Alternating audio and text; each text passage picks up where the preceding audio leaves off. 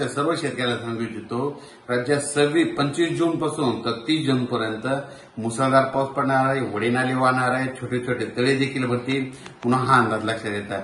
तुम्हाला एक मागच्या उन्हाळ्यामध्ये ज्यावेळेस मी जानेवारीमध्ये अंदाजमध्ये सांगितलं होतं की सर्व शेतकऱ्याला सांगितलं होतं की शेतकऱ्यांना समजा जूनमध्ये यापुढे कधीच कोणाला पाऊस कधीच विचारत जाऊ नका.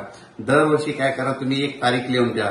दरवर्षी 26, 27, 28 जूनला दरवर्षी महाराष्ट्रामध्ये पाऊस येणार हे कायमच लक्षात घ्या. म्हणजे दरवर्षी म्हणजे हे 2024 जरी झालं आणि 2025ला देखील काय करा तुम्ही 2025ला देखील 25, 26, 27, 28 जून असं गोल करून ठेवा. दरवर्षी 25, 26, 27 जूनला महाराष्ट्रात पाऊस ना हे कायमचं लक्षात घ्या.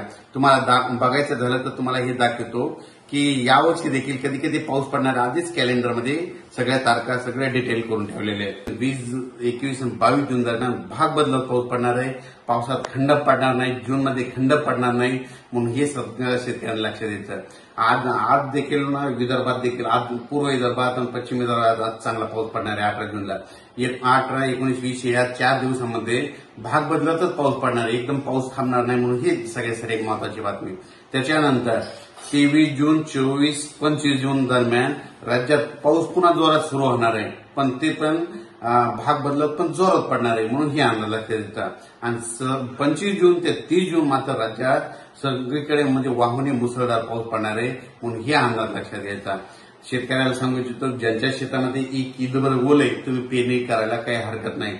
अचानक वातावरणात बदल झाला तर परत एक मेसेज दिला जाईल. धन्यवाद.